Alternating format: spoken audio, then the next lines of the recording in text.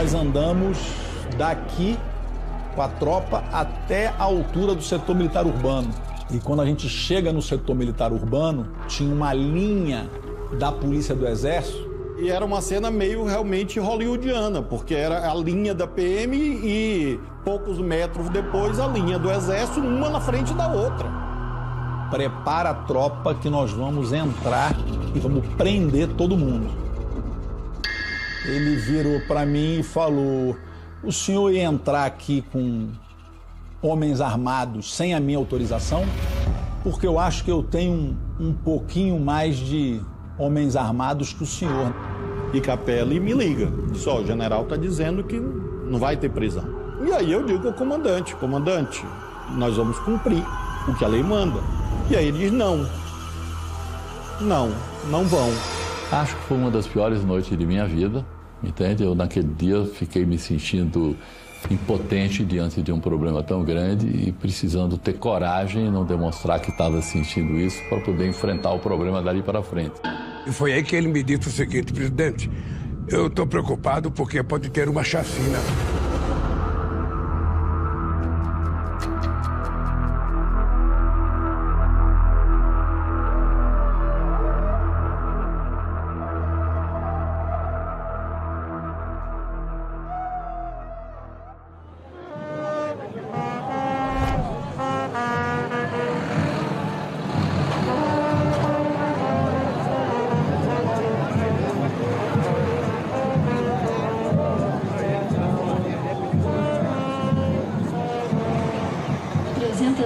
Pessoas são esperadas na esplanada dos ministérios. Vai ser diferente essa transmissão de faixa, porque Bolsonaro foi para os Estados Unidos, não vai passar a faixa. Tivemos a posse, que foi uma posse absolutamente pacífica, não teve um empurrão no dia da posse, uma festa grandiosa. De certa forma, nós achamos que as coisas estavam pacificadas. Quando acabou a posse e tudo deu certo, eu diria que todos os atores acabaram relaxando, no sentido de descansar, no sentido de que agora não há mais nenhuma possibilidade de tentativa de alguma coisa.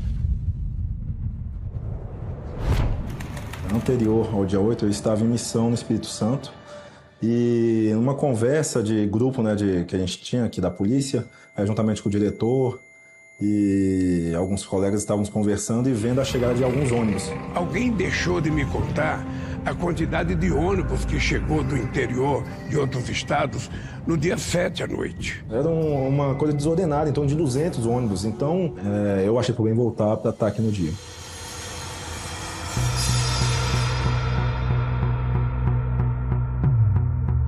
E eu mando o WhatsApp para o governador. Governador Ibanez, o senhor pode me esclarecer como será o bloqueio na esplanada? Muito bem, ele não respondeu na noite do sábado.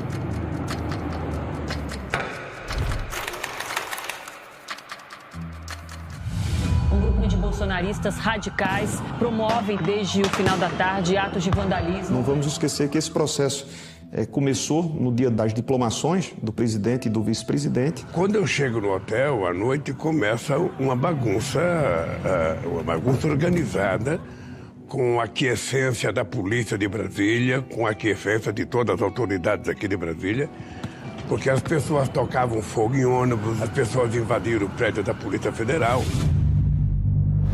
Depois você vai até a véspera do Natal, quando dá tentativa de se explodir um caminhão de combustíveis. A Justiça do Distrito Federal decretou a prisão preventiva de um bolsonarista e planejou um atentado terrorista nos arredores do aeroporto de Brasília.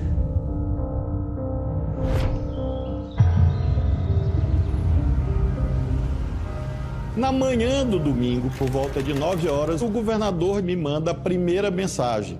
Até então eu não sabia que o secretário de Segurança Pública do DF não estava em Brasília. Vamos lembrar que o secretário de Segurança atual do Distrito Federal chama-se Anderson Torres, ex-ministro da Justiça, que trabalhava no governo do presidente Jair Bolsonaro, e agora ele simplesmente não está esse fim de semana em Brasília. Quem está no comando é o secretário Fernando E, a partir daí, eu passei a receber áudios que o delegado Fernando encaminhava para o governador e o governador me reencaminhava. Antes do envio do áudio, eu passei na alça leste da rodoviária, conferi, porque eu estava vendo imagens e realmente estava muito vazia a esplanada às 13 horas. Governador, passar o último informe aqui do meio-dia para o senhor. Tudo tranquilo, os manifestantes estão descendo lá do SMU, controlado, escoltado pela polícia. Nossa inteligência está monitorando, não há nenhum informe de questão de agressividade ligada a esse tipo de comportamento. Como já estava programada essa manifestação no dia 8, houve reuniões com todas as pessoas envolvidas na área de segurança, foi feita uma ata em que não haveria entrada dos manifestantes na esplanada dos ministérios. É por isso que realmente ninguém esperava que ocorresse qualquer tipo de invasão, porque eles estavam proibidos de ingressar na esplanada dos ministérios. Quando foi no domingo, tinha dado uma chuva muito forte em Araraquara. Muito forte e tinha causado um buraco muito grande na avenida principal. A cidade enfrentava uma situação muito difícil, das enchentes. 6 pessoas haviam falecido. Então eu falei para a Janja, vamos passar em Araraquara antes da gente chegar a Brasília para a gente ver o que a gente pode fazer com o Edinho. O presidente desembarca em Araraquara por volta da 1h. Até vocês entrarem no carro, não se falou nada sobre Brasília. Não tinha nenhuma informação. Eu estava almoçando com minha mulher num restaurante, quando recebi um telefonema do governador dizendo que as coisas estavam absolutamente tranquilas e que a Polícia do Distrito Federal, que era quem cabia a responsabilidade das ruas, estava toda mobilizada. Pouco depois do almoço, o grupo começou a descer pela contramão aqui da N1. Falava de 3, 4 mil pessoas. Não é algo que assuste e o próprio governador Ibanez me disse isso expressamente. Creio que na sexta. Ele disse, professor, a nossa polícia é acostumada a isso. No dia 8 de janeiro, eu estava almoçando com os amigos e fazendo hora, porque a minha esposa estava chegando com a mudança de São Luís. No dia 8, ela com o meu filho, com o cachorro, com a mala, literalmente a mudança. E eu ia buscá-la no aeroporto. Era o nosso primeiro domingo em Brasília, né? Elas estavam se mudando para lá. Estavam almoçando num restaurante que fica ali na beira do lago. Aquela coisa, a regra, ninguém fica com o celular aqui, vamos almoçar, conversar. E de repente a minha companheira pega o celular e ela, ao abrir o celular, fala, tem alguma coisa grave acontecendo. Eu pedi para parte da minha equipe vir para o Ministério para observar e a assessora de comunicação, Lorena Ribeiro, que estava aqui, me avisa que havia ocorrido a ruptura da primeira linha de bloqueio da PM do DF.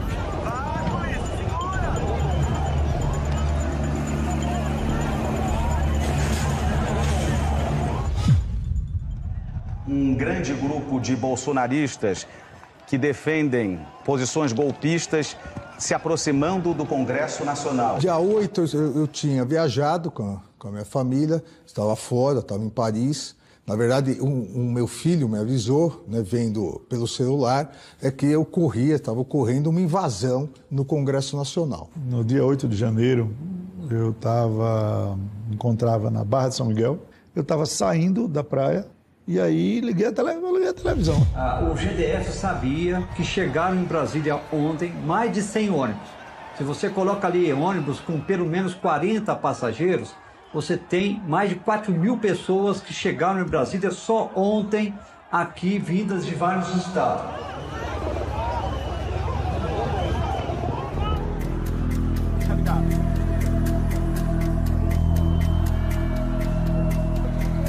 E aí nós entramos no carro, começamos a conversar, comecei a relatar a ele tudo que Araraquara havia enfrentado. Quando me chega uma mensagem no meu celular do Stucker, dá uma olhada e mostra para o presidente. Aí o Edinho me mostrou o pessoal começando a invadir, não tinha invadido ainda. Eu liguei para o Gonçalves. Liguei para o Gustavo para perguntar, Gustavo, do que está acontecendo? Nós temos o plano de escudo do Planalto, o plano estava acionado. As tropas estavam todas de prontidão. Ele disse, nada, está tudo sob controle, está tudo sob controle. Eu falei, Gonçalves, a pessoa estou entrando, eu estou vendo pela televisão, Gustavo. Tanto é que num dado momento ele levantou a hipótese de voltar para Brasília. E nós ponderamos que daqui ele tinha condições de dirigir o governo. Ele indo para Brasília seria uma incógnita. Que ambiente que ele acharia em Brasília na hora que ele aterrissasse o avião? Era uma situação de risco e ele ficou. Mas é preciso prender essa gente. Eu fiquei sem saber o que estava acontecendo e fomos direto para o comando militar do Planalto para saber o que estava acontecendo. Eu queria saber se tinha alguém por trás daquilo. Chegamos lá, encontramos todo o Estado, quer dizer, todos os generais, coronéis, todas as autoridades do Exército. Lá não havia um ar de conspiração. Telefone do presidente Rodrigo Pacheco, consigo falar com ele. Ele estava em férias no interior da França, né? Eu estou agora tomando providência para retornar de imediato para Brasília, mas eu não vou conseguir chegar hoje. Procure o presidente em exercício do Congresso Nacional, que é o senador veneziano. Meu filho disse, meu pai, o senhor está vendo? Eu não estava preocupado, eu estava ciente de que nada aconteceria, uma mobilização. E aí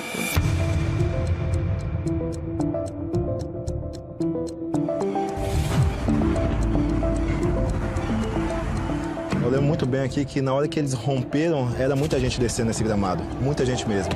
E aí eles atropelaram a gente aqui praticamente, entendeu? E a gente tentou repelir com gás, mas mesmo assim, por conta do vento, eles conseguiram transpor o gás e vieram até aqui. Quando eles chegaram aqui, eles não tiveram dificuldade, porque o grupo era muito grande, muito grande. Eu falei, vamos recuar pro Salão Azul, vai ser o jeito. Não tem como, que aqui é muito grande, muito vidro, entendeu? Não tinha como a gente fazer uma linha aqui com o efetivo que a gente tinha.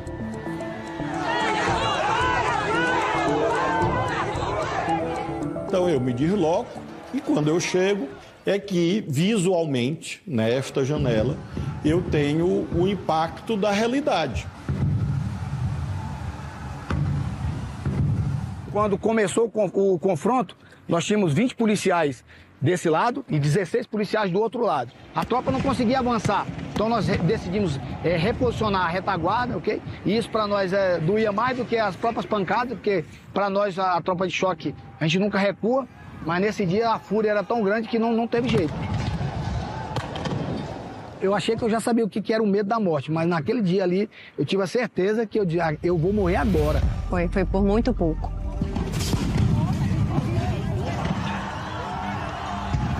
Eles subiram pelo gramado e nos cercaram, flanquearam por aqui. A Marcela decidiu sair da linha e ir lá proteger a gente. Foi que conseguiu manter ali uma proteção, nós chegamos. Quando chegamos aqui estava encavalada, estava encurralada aqui, porque era um por vez.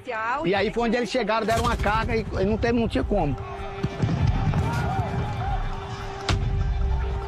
Na hora que eles me chutaram, que eu vi que eu tava caindo, falei, meu Deus.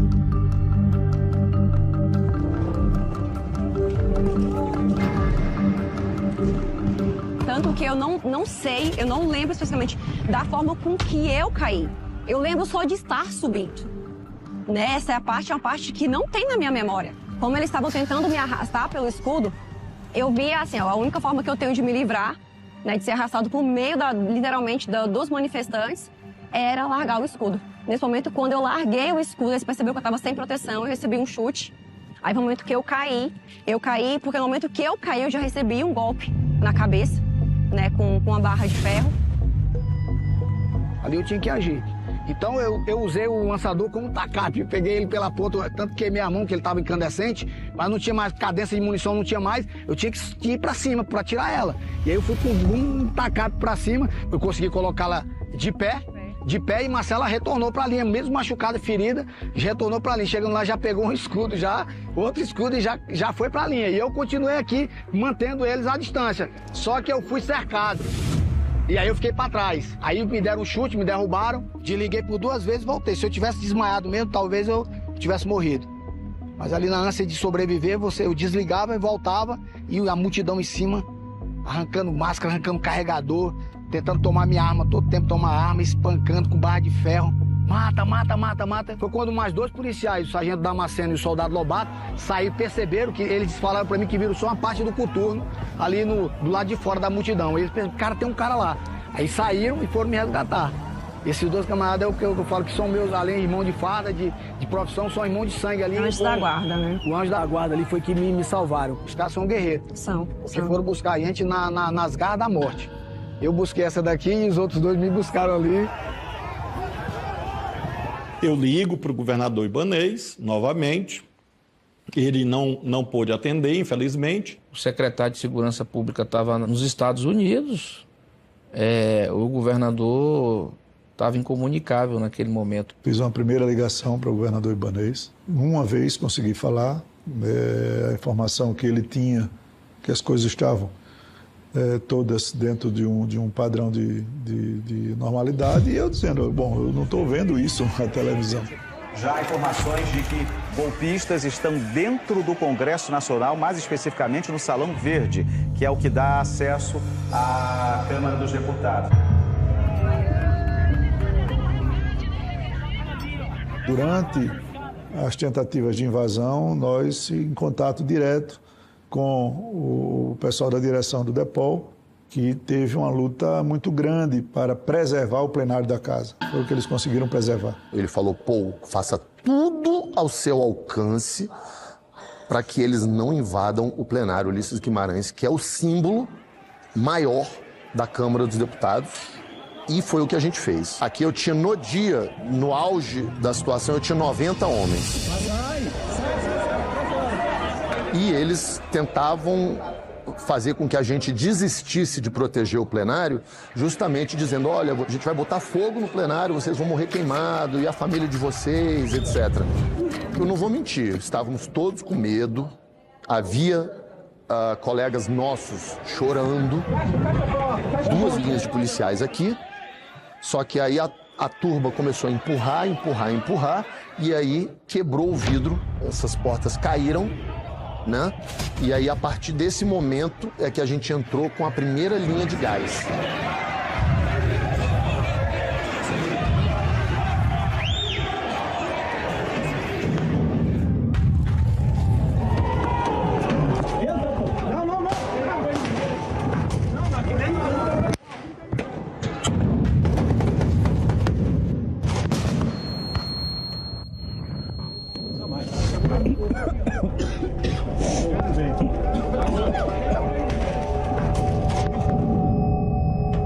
Até um ponto que acabou o equipamento. E a gente tinha mais 5 minutos de equipamento. E o nosso bunker de equipamento é lá no anexo 3. Quem consegue ir lá resgatar mais material pra gente, trazer pra cá? Aí o colega que cuida do equipamento, ele saiu por aqui, no meio da turba, foi lá, encheu uma mochila tática de equipamento, colocou uma bandeira do Brasil por cima, passou no meio do pessoal e entrou aqui e fez o refil de todo mundo. Vai! Eles ligaram a água para que eles próprios pudessem se descontaminar do gás, porque essa área estava totalmente contaminada de gás, e se você não colocar água em abundância, não é só pouca água, porque pouca água piora, mas água em abundância é o antídoto para o gás.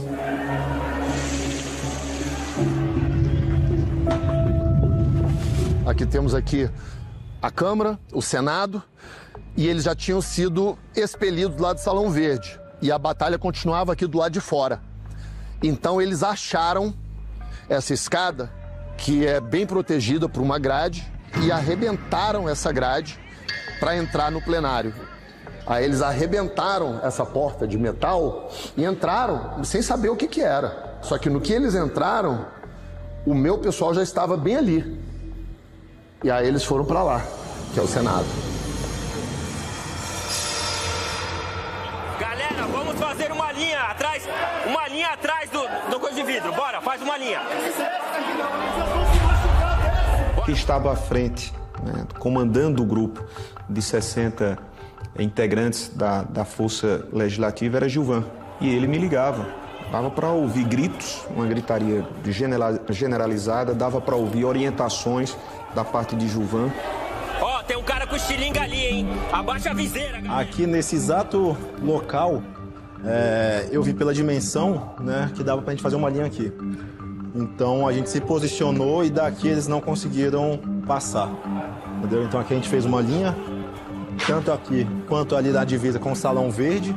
Nosso efetivo já permitia que a gente fizesse essa linha com escudos, com capacete, com viseira. E aí, a partir daí, a gente conseguiu neutralizar essa área do Salão Azul. A gente tinha uma linha aqui na divisa, uma linha aqui na escada e uma no túnel do tempo. Sai! Sai! Sai fora!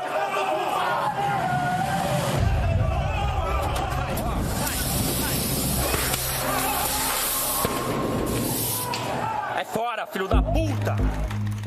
Há um grupo, sim, que se aproximou do Palácio do Planalto. O Palácio do Planalto também está sendo alvo desses manifestantes golpistas.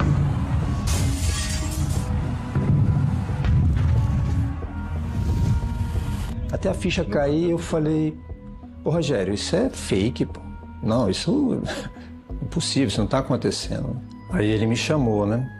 Camargo, vamos? Eu falei, demorou, vamos embora. Quando subimos a rampa pela garagem, nos deparamos com caos, né? Tava tudo tomado, o palácio inteiro estava tomado. E quando eu subo e chego no terceiro andar, eu vou em direção ao gabinete ou encontro com o general G. Dias, né? Eu estava subindo do segundo andar para o terceiro, passei literalmente uma porta de vidro, verifiquei se a porta que entra na sala do presidente através da ajudante de ordem estava fechada, saí pela outra porta de vidro, a porta contígua ao gabinete do presidente, que é uma sala de reuniões, ela estava aberta e escutei vozes lá dentro.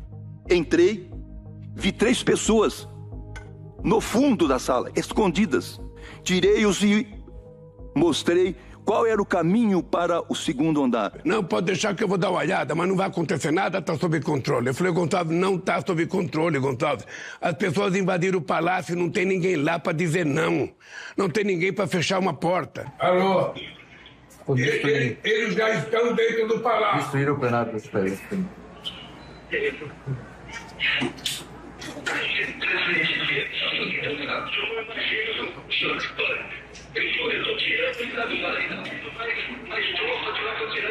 Mas eu não vi nenhum soldado, nenhum policial, não vi ninguém até agora.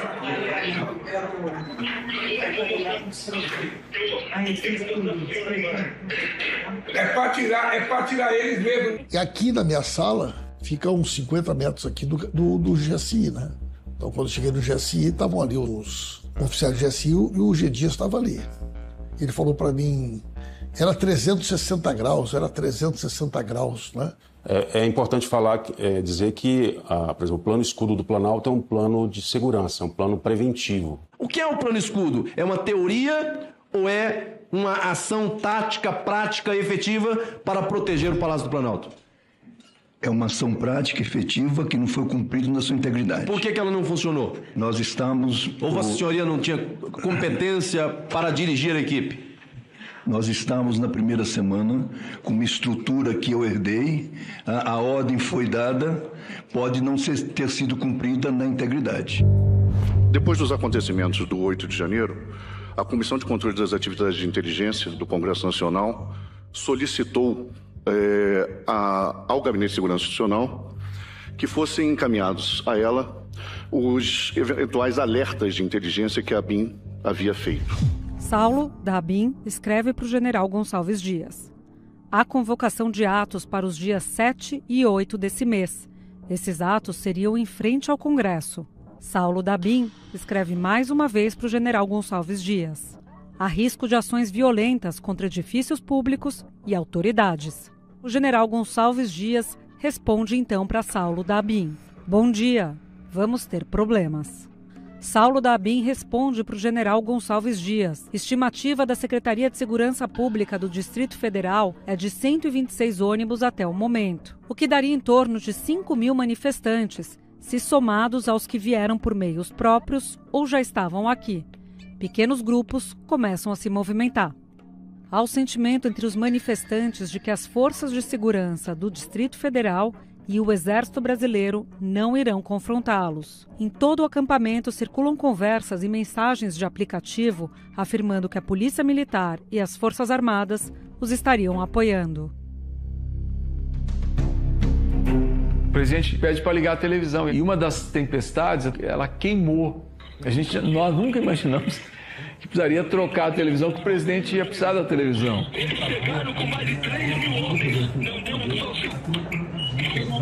Eu acho que o governador do Distrito Federal, Banheiros Rossi, precisa se explicar o que aconteceu, porque a segurança aí é dele. Porque muita gente pensa que o governo federal tem autoridade sobre a esplanada. Não, não tem.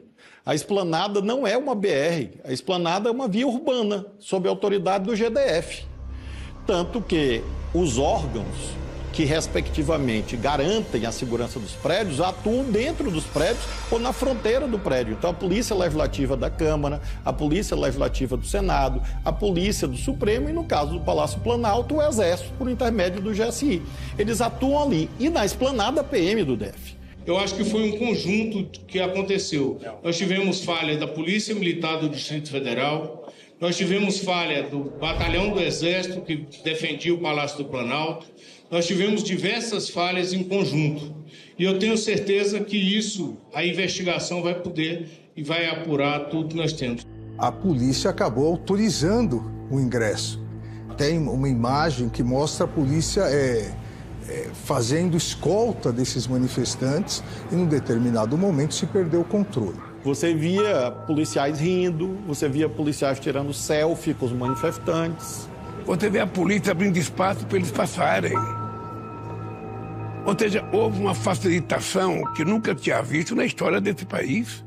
Ele estava na minha mesa de trabalho, a gente próximo, e a Janja tem uma poltrona, ela estava sentada e tinham entrado na sala dela. Ela liga para a sala do presidente, o gabinete do presidente. E aí atende um segurança. Pode falar que estão todos aqui numa sala, reunidos, estão ouvindo o que você tem a dizer. E ele dizia, olha, aqui ninguém entra, aqui ninguém entra. Era como se o símbolo do poder, que era o gabinete do presidente, ali eles não iam entrar. Você imagina um manifestante sentado na cadeira do presidente. Isso tem um impacto muito forte, né? Foi quando eu comecei a fazer as barricadas, né? Então a gente pegou o que tinha disponível lá, móvel, mesa, poltrona, e aí a gente montou no pé das escadas e no pé da rampa. Pessoal jogando muita pedra, bomba contra a polícia e a polícia revidando. Muita gente lá dentro, ó. A gente tem a informação de que esses radicais conseguiram invadir o Supremo Tribunal Federal.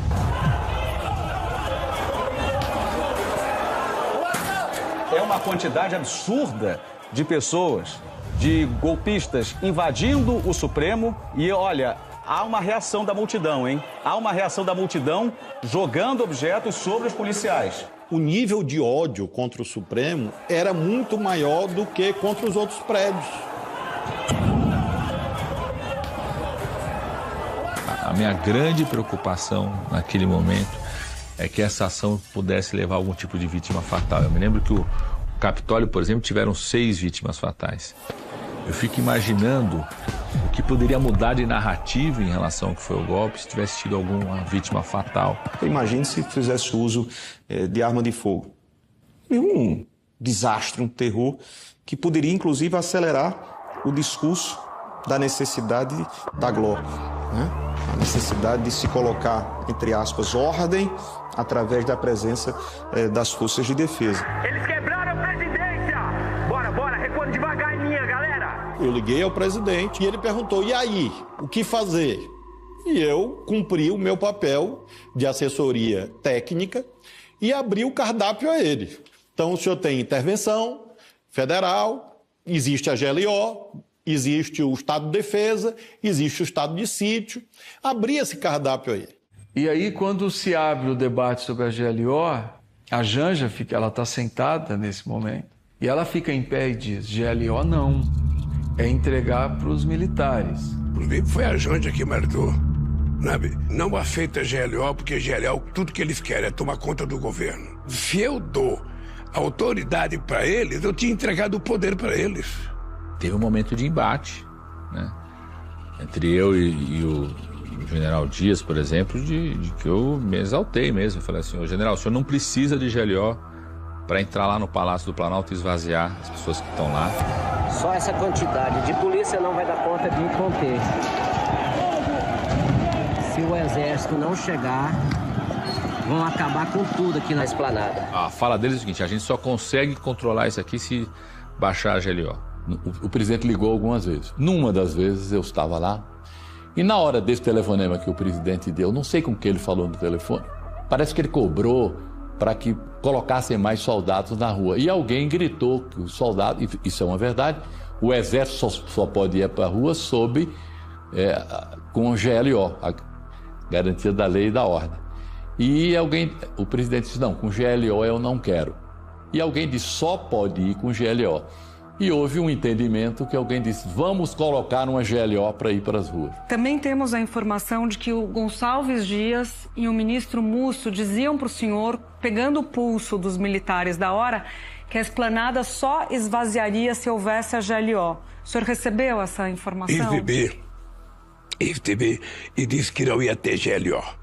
E aí quando o Múcio liga falando que as polícias das Forças Armadas estavam esperando a GLO, aí o presidente dá um tapa na mesa e diz, quem quiser mandar que dispute a eleição.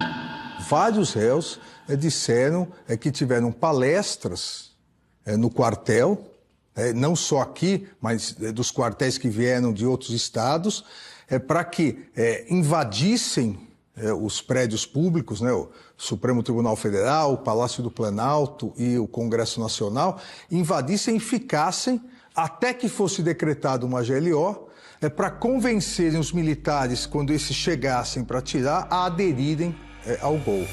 Ele fala com a ministra Rosa Weber, ele fala com o ministro Alexandre de Moraes, ele fala com o presidente da Câmara, Arthur Lira, e ele fala com o presidente do Senado, Rodrigo Pacheco. E ele recebe apoio de todos eles para que a intervenção fosse feita. Então eu tomei a decisão de dizer para o Flávio Dino, vamos fazer o que tiver que fazer, não tem GLO. E aí ele disse, então vamos fazer a intervenção. Inicialmente a intervenção no GDF. Depois o presidente da República me liga novamente, decorridos talvez 15 minutos, e diz, a intervenção pode ser só na Secretaria de Segurança Pública? Eu disse sim, pode ser total ou parcial, pode afastar o governador ou não.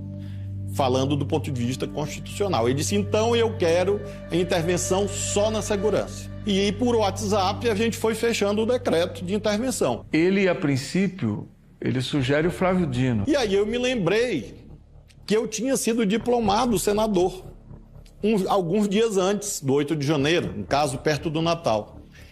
E aí há uma vedação que alcança os senadores e deputados federais desde a diplomação e não desde a posse. Eu me dou conta que eu teria que abrir mão do mandato de senador para poder ser interventor. Aí já tinha chegado o ministro Alexandre Padilha, já estava aqui. Flávio Dino me chama, vem cá, Padilha, tem uma coisa séria que a gente precisa resolver. E ele fala, ó, eu acabei de perceber que eu não posso assumir o papel de interventor. Estou ligando para o presidente aqui para falar isso agora para ele. Aí o Flávio Dino diz para ele que por ser senador não pode. Aí ele sugere o Padilha. Você pode assumir, né? Fala assim, ó, presidente, eu não sou constitucionalista, não sou juiz, mas se talvez tenha algum tipo de vedação institucional, também sou deputado, eleito, né? Licenciado para assumir o ministério. E como a ligação estava ruim, eu me dirigi a outra sala, que é ao lado, por esse caminho aqui, em busca de um sinal melhor para o celular. E aí o ministro Padilha, Alexandre Padilha, me acompanha. E eu e ele ficamos falando com o presidente dessa janela. E ali embaixo, eu vejo o secretário Capelli, que eu não lembrava, inclusive, que ele já tinha chegado. Porque não tinha comando. Alguns soldados que estavam embaixo, a gente olhava, tinha alguns soldados, não tinham comando. Eu me lembro que Capelli desceu da sala de Dino e foi lá embaixo e falou com os soldados, olha, vocês vão para lá, tenta evitar isso, tenta evitar aquilo. Eu desci porque você tinha uma série de ministros, de autoridades lá em cima, imagina se eles decidem invadir o Palácio da Justiça. E os homens estavam aqui. Aí eu me apresentei Dei uma voz de comando neles e coloquei eles em linha aqui e determinei que daqui para lá ninguém mais passasse. Então é neste contexto que eu estou naquela janela ali, lá da minha sala, é que dá para ver daqui onde tem aquela plantinha e aqui do lado, com a luz acesa. E aí eu vejo Capelli aqui, e ele dizia e falava para os policiais e tal, e até então eu procurando o interventor. Aí da janela eu disse, é ele. E aí quando eu volto aqui, que eu olho, aí tá o ministro, os ministros, né? Flávio Dino e Padilha, Alexandre Padilha, eles ali e eles apontando para baixo, né? Eu olhei e não entendi. Eu digo ao presidente, digo ao Padilha, olha, Capelli tem experiência, tem autoridade para ser o interventor. Então foi aqui nesse lugar que ele virou interventor. Ele quer saber mais sobre o Capelli, porque ele não se recorda no momento do Capelli. O presidente Lula perguntou, mas ele é policial? Aí o ministro falou, não. Mas ele é especialista em segurança pública? Aí o ministro falou, não. Ele é o quê? Aí o ministro falou, jornalista. Aí o presidente falou, jornalista? Ele falou, jornalista, e ele é o 02 aqui do Ministério da Justiça. E a garantia sou eu. A garantia sou eu, presidente. O senhor está colocando o vice-ministro da Justiça para ser o interventor, comandar a situação, uma situação grave como essa. E aí, quando eu subi, a chefe de gabinete, ela me perguntou, secretário, o seu nome é Ricardo Capelli, mas tem um outro nome no meio, né? Eu falei, Rafa, mas por que? É Garcia, mas por que você quer? Ela falou, não, porque o ministro falou que o senhor vai ser um interventor federal. Então foi assim que eu recebi a notícia. E o presidente dizia, e como vai ser a assinatura? O presidente só assina, fotografa e me mande. Eu vou dizer, confere com o original e vamos. Foi uma pequena operação de guerra. Não, eu recebo pelo celular, mando o pessoal imprimir para mim, sabe? E aí assinei e tudo bem. E logo depois é organizada a coletiva de imprensa para que ele antecipe. Nesse exato lugar, nesse púlpito aqui. Decreto a intervenção federal no Distrito Federal. Fica nomeado para o cargo do interventor Ricardo Garcia Capelli, que é o secretário executivo do Ministério da Justiça.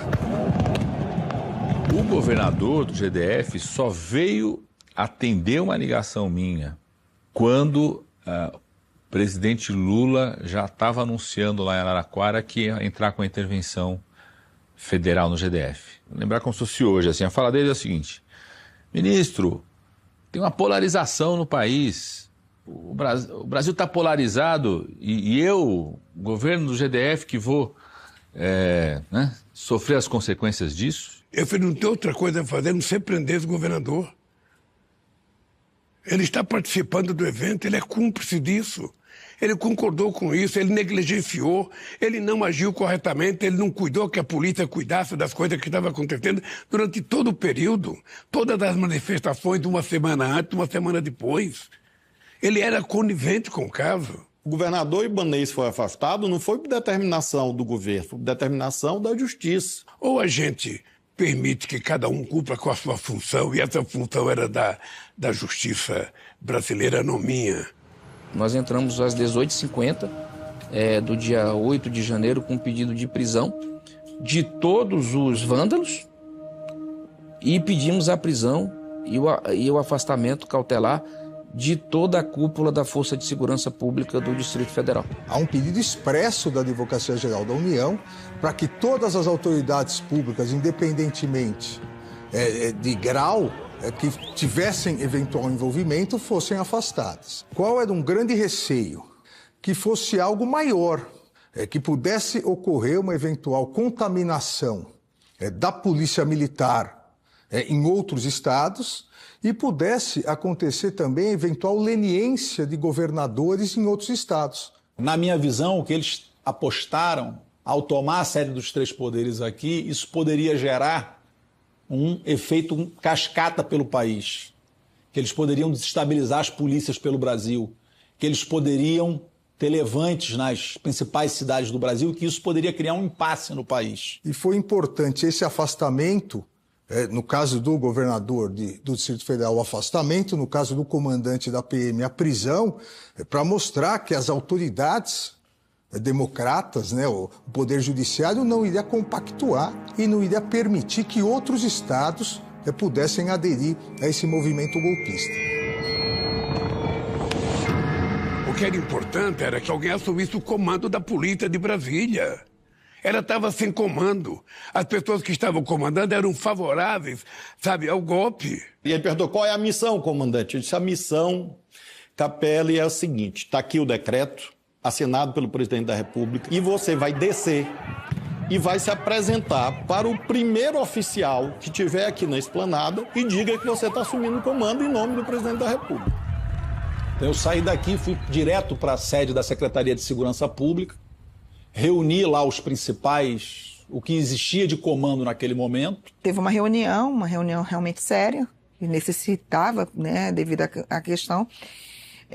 Foi acionado para que os militares que se apresentaram, todos vieram, PM, Polícia Civil, todos que trabalham aqui vieram.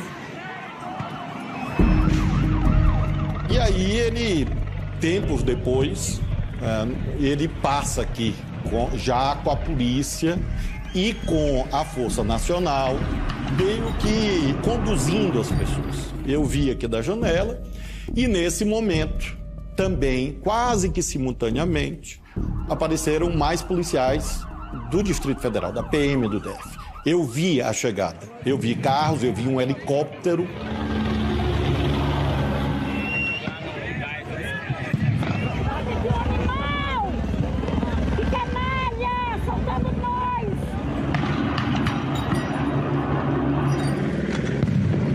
Aí começamos a varrer a esplanada de novo. Essa aqui eu falei várias vezes para ela, Marcela, senta, descansa, tu tá machucada. 01, eu vou, é até o fim, 01, é até o fim com o escudo, eu não solto não. Tinham fatores também que dificultavam, por quê? Porque o vento estava contrário. Então você lançava a bomba de gás lacrimogênio e o gás voltava, tive o rosto com aquela sensação de queimação, né, e aquela falta de ar, porque voltava, o gás voltava no nosso rosto, né? Era o choque da PM, do DF. Era a PM.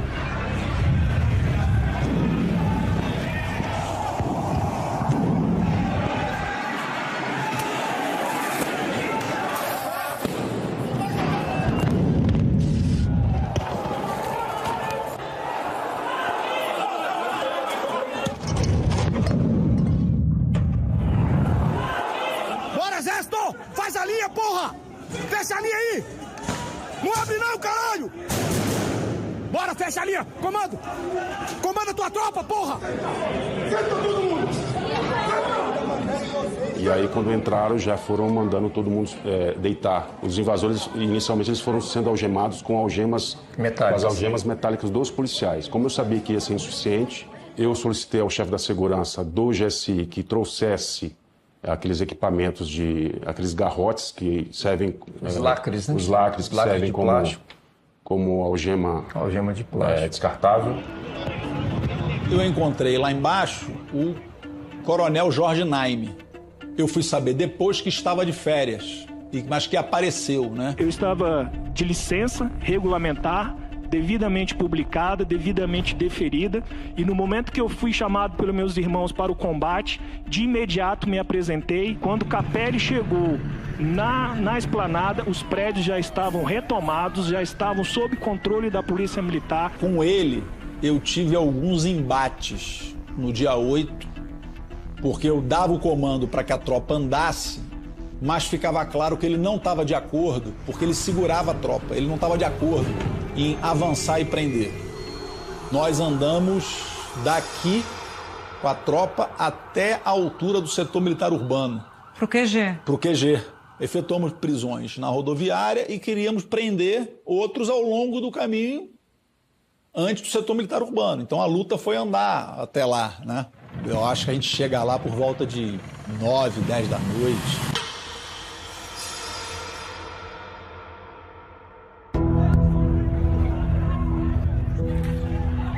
Depredação generalizada das nossas vidraças, o Salão Nobre, aonde encontram-se expostas as imagens dos presidentes e ex-presidentes do Senado Federal, também vandalizadas. Enfim, algo aterrador.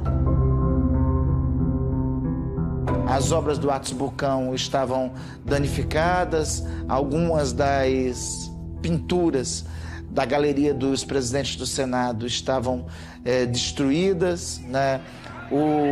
Todo o tapete azul estava encharcado e tinha já ainda naquela altura um forte cheiro de gás, né?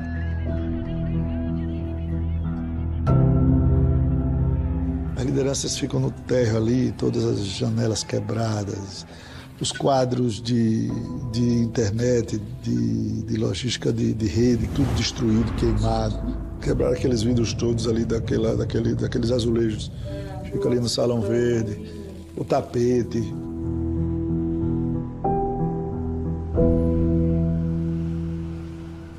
Acho que é a bolsa do Stucker. Tava aqui? Tá. Meu Deus do céu, cara. Que isso, cara. A gente foi verificar via GSI, via Polícia Federal, para verem nas câmeras quem entrou no segundo andar, para que a gente pudesse ver o que foi roubado. Não tem uma imagem. Eles desligaram na chave geral, você não tem imagem, além deles terem quebrado. Vossa Excelência não teve como apresentar as imagens de 8 de janeiro do Ministério de Vossa Excelência. Mais de 200 câmeras, apenas 4 foram apresentadas. As imagens externas foram todas entregues, todas. Eu não sei de onde surgiu essa ideia de que faltam imagens. Não, sobram imagens sobre o 8 de janeiro. Nos dias subsequentes ao 8 de janeiro, eu não sei o dia exato, veio uma equipe da Polícia Federal aqui e recolheu imagens e colocou no inquérito.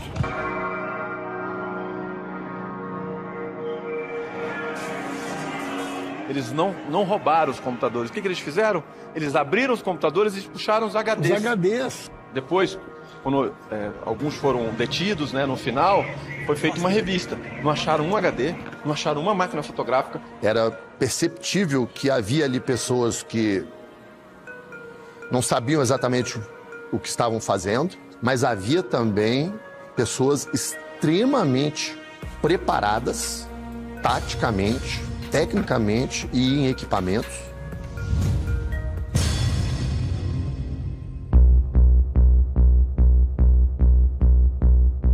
Ele faz a coletiva e ele diz, vou voltar. Porque muita gente dizia, Lula, não volta pra cá. Não volta pra cá porque ele sabe que você tá no hotel. Eu falei, não, eu vou voltar pra aí e não vou pro hotel. Eu vou voltar aí, vou pro Palácio do Planalto. Chega junto o presidente, a primeira-dama e o Stucker. E o presidente começa a vistoriar toda a área do que tinha acontecido. Eu saí do Planalto e fui pro Supremo. Nós já tínhamos visitado todo o Planalto. E eu também ver o que está acontecendo no Supremo. Quando eu cheguei lá, encontrei a Rosa Weber muito emocionada, ou seja, muito abatida. E quando eu entrei na Suprema Corte, que, sabe, fazia jus à tristeza que ela estava, porque eles destruíram, inclusive de água para tudo quanto é lado. Ou seja, foi o ato de vandalismo mais forte que já aconteceu nesse país. Se o ambiente no Palácio do Planalto era de devastação, era de muita destruição, o da Suprema Corte é que não restou pedra sobre pedra. Então era, de fato, um ato de ruptura institucional, de ódio institucional, que é a base de todo golpismo e todo fascismo. E arrebentaram, é um armário que fica perto do plenário, o armário das togas. E acharam uma toga lá, que não é a minha, porque a minha toga fica guardada no meu gabinete. Mas, obviamente, eles queriam ter a toga do Xandão. A cadeira, acharam uma cadeira, a cadeira do Xandão.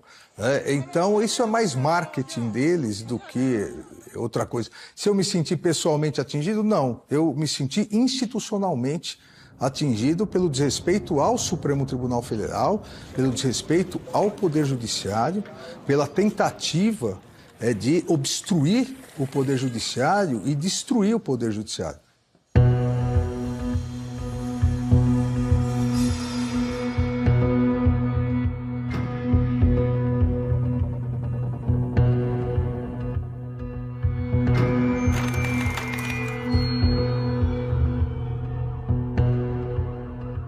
E quando a gente chega no setor militar urbano, tinha uma linha da Polícia do Exército, e era interessante porque os manifestantes entravam por trás da linha de volta para o acampamento. E o comandante deu mais proteção a quem estava acampado do que proteção a quem estava do lado de fora para tentar tomar conta da movimentação.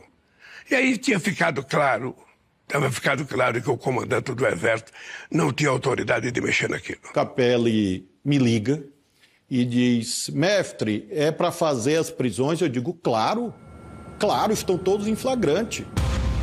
Eu virei para o então comandante, o coronel Fábio Augusto, e falei para ele, prepara a tropa que nós vamos entrar e vamos prender todo mundo. Nós recebemos ordem do secretário interventor para poder entrar no acampamento e realizar todas as prisões. Eu disse, Fábio, essa operação é muito complexa. Nós temos que coordenar. Onde é que vocês estão? Ele volta muito tenso e fala para mim, olha, o general Dutra, comandante militar do Planalto, quer falar com o senhor e pediu para o senhor ir até a torre de TV. Aí eu falei, avisa ao general Dutra que eu tenho ordens para não sair daqui. Se ele quiser vir falar comigo, ele vem aqui na porta do setor militar urbano falar comigo. Daqui eu não saio, eu tenho ordens para entrar e prender todo mundo e é isso que eu vou fazer. E aí o general passa 5 minutos, o general Dutra chega. Eu virei para o doutor Ricardo, essa operação é muito complexa. Nós temos que planejar essa operação, senão tem o risco de morrer gente. E aí ele me disse, olha, se o senhor entrar, nós vamos ter um banho de sangue. E aí eu perguntei a ele, eu falei, general, um banho de sangue? Por que nós vamos ter um banho de sangue? O senhor está me dizendo que o Exército Brasileiro está protegendo manifestantes armados dentro do setor militar urbano? Ele virou para mim e disse assim, general, o senhor está me dizendo que eles estão armados? Eu disse, não, senhor, doutor Ricardo. Eu estou dizendo para o senhor que a Praça dos Cristais não tem iluminação adequada para uma operação noturna. Foi aí que aconteceu a história de que ele disse, olha, se a gente for tirar agora vai ser pode ter muito problema, porque já é tarde da noite, já tinha gente bebido. No acampamento ainda tem espeto de churrasco, faca de churrasco, as pessoas estão cansadas, tem mulher, tem idoso. Se nós entrarmos sem planejar, vai ter gente que pode morrer até afogada no lago. E Capelli me liga, disse, o general está dizendo que não vai ter prisão. Enquanto eu conversava com ele, chegaram reforços na linha da Polícia do Exército. Inclusive, eles moveram blindados. O general Dutra conversou com o interventor, havia uma formação do Exército na frente, com vários militares do Exército, 2 blindados apontados para a via N1. Quando cria um impasse com ele se afasta de mim e faz uma ligação telefônica. E eu resolvi ligar para o general Gonçalves Dias, então ministro-chefe do Gabinete de Segurança Institucional. E, general, nós estamos numa situação grave aqui, a polícia está aqui, nós vamos ter uma operação sem o planejamento adequado. Por favor, liga para o presidente Lula e explica para o presidente Lula que essa operação tem alto grau de risco. Ele, Dutra, eu não preciso ligar para o presidente está aqui na minha frente. Num dado momento, ele volta para a minha frente para que eu ouvisse a conversa dele ao telefone e ele fala, que bom, presidente. Se nós entrarmos agora sem planejamento, podemos terminar essa noite com sangue. Foi aí que ele me disse o seguinte, presidente, eu estou preocupado porque pode ter uma chacina aqui, é muita gente, é tarde da noite. Ele na mesma hora falou, seria uma tragédia. E falou assim, general, isola a praça e prende todo mundo amanhã. Eu vi ele dar uma declaração de que falou comigo e eu concordei.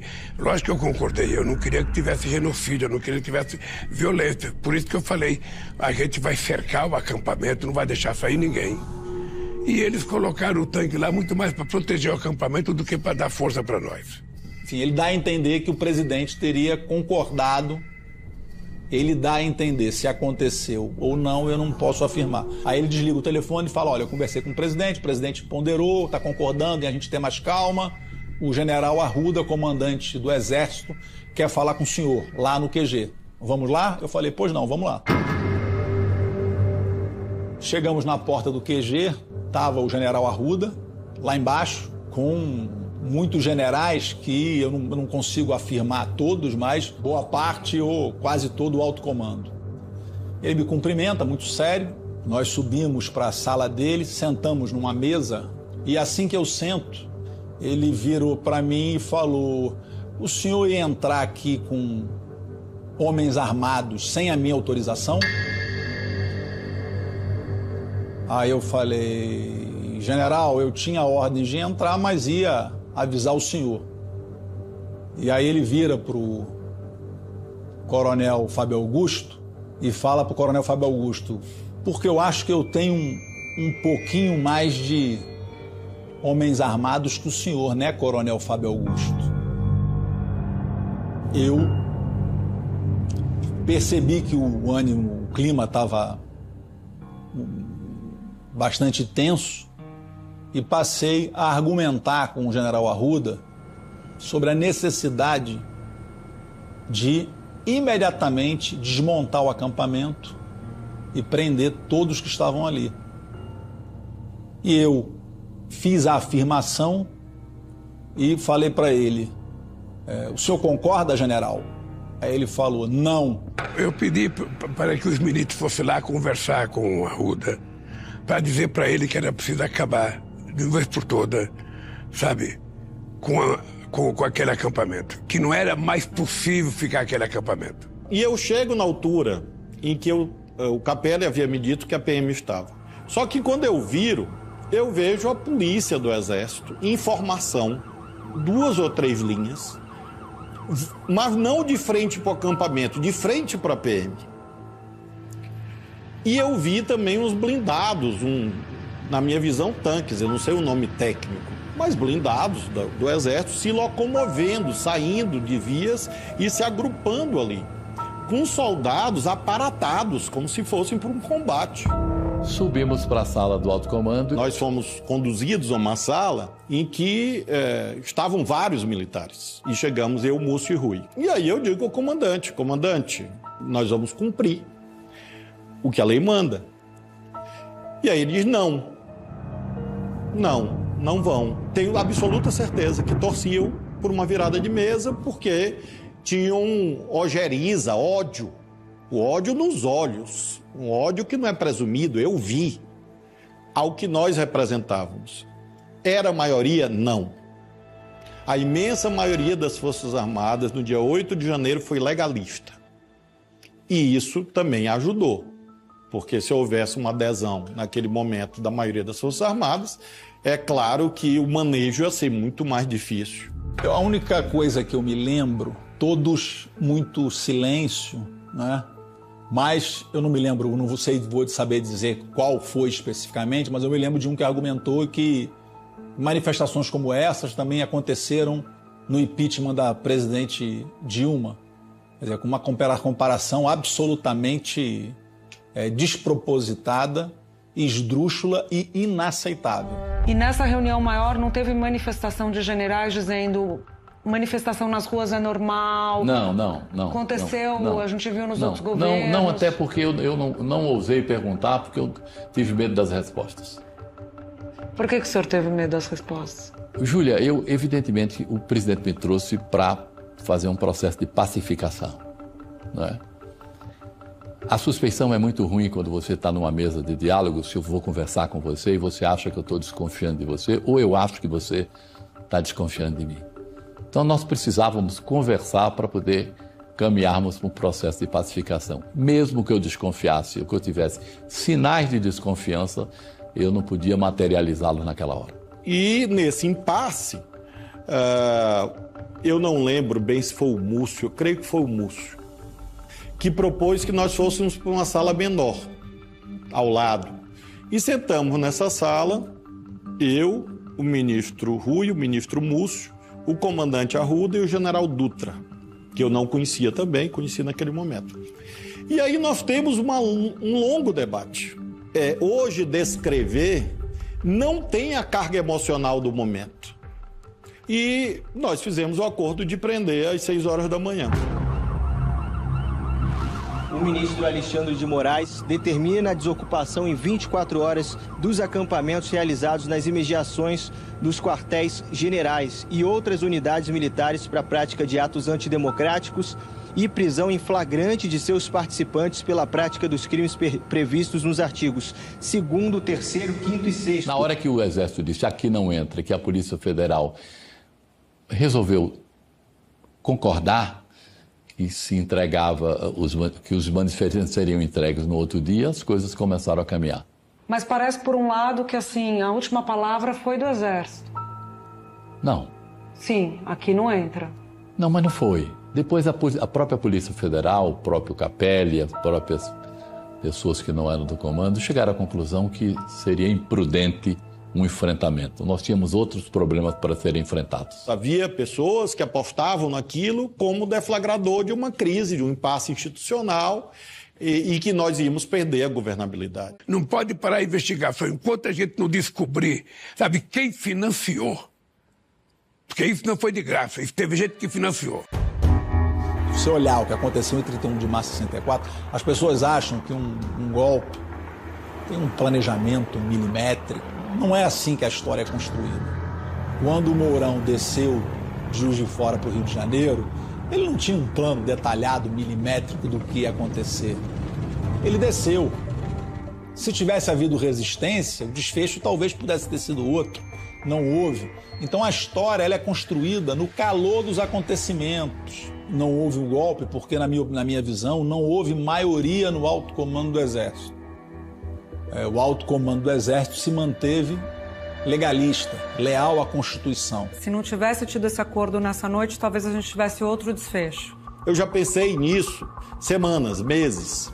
Vamos imaginar que não aconteceu, eu chegasse lá, diante do impasse e dissesse: comandante, muito obrigado, boa noite, saísse, pegasse o carro junto com o interventor e dissesse: vamos entrar aqui e prender as pessoas. O que ia acontecer?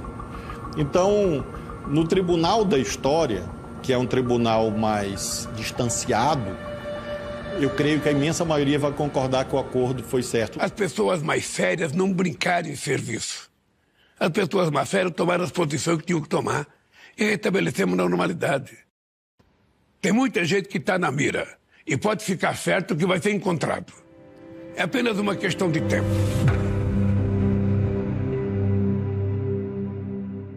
No dia 9 de janeiro, às 6 horas da manhã, a decisão do ministro Alexandre de Moraes começou a ser cumprida. Quase 2.000 pessoas que estavam no acampamento em frente ao QG do Exército foram presas. 1.927 pessoas que estavam no acampamento em frente ao QG do Exército foram presas.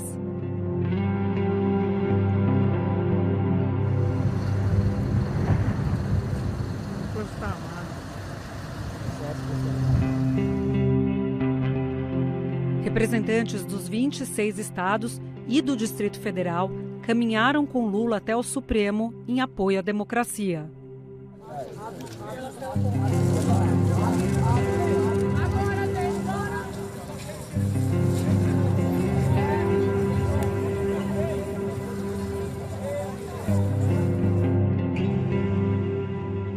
Quando este filme foi concluído, em dezembro de 2023, Jorge Naime, ex-chefe do Departamento de Operações da Polícia Militar do Distrito Federal, estava preso.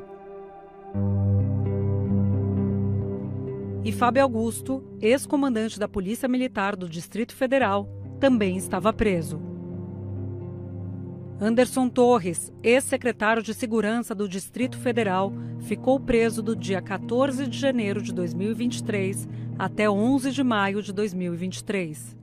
Até esse filme ser finalizado, ele estava em liberdade provisória com medidas restritivas. Ibanez Rocha, governador do Distrito Federal, ficou afastado por 66 dias por determinação do Supremo Tribunal Federal. Reassumiu o posto no dia 16 de março de 2023. O ex-comandante do Exército, General Arruda, foi exonerado do cargo no dia 21 de janeiro de 2023. Ex-comandante do Comando Militar do Planalto, General Dutra, foi exonerado do cargo no dia 11 de abril de 2023. Gonçalves Dias foi exonerado do Gabinete de Segurança Institucional no dia 19 de abril de 2023. Os militares citados foram procurados, mas não quiseram gravar entrevista. 135 pessoas foram indiciadas pela CPI do Distrito Federal. O nome do ex-ministro Gonçalves Dias foi excluído do relatório final. 61 foram indiciadas pela CPI do Congresso, entre as quais o ex-presidente Bolsonaro, Anderson Torres, Fábio Augusto e Jorge Naime. Depois das investigações da Polícia Federal e denúncia da Procuradoria-Geral da República, 1.353 homens e mulheres se tornaram réus. A Polícia Federal criou a Operação Lesa Pátria, que passou a investigar executores, financiadores e mentores dos atos de 8 de janeiro. Até a conclusão deste filme, em dezembro de 2023, 30 réus haviam sido condenados com penas de até 17 anos de prisão. Os prédios do Planalto, do Supremo Tribunal Federal e do Congresso foram restaurados.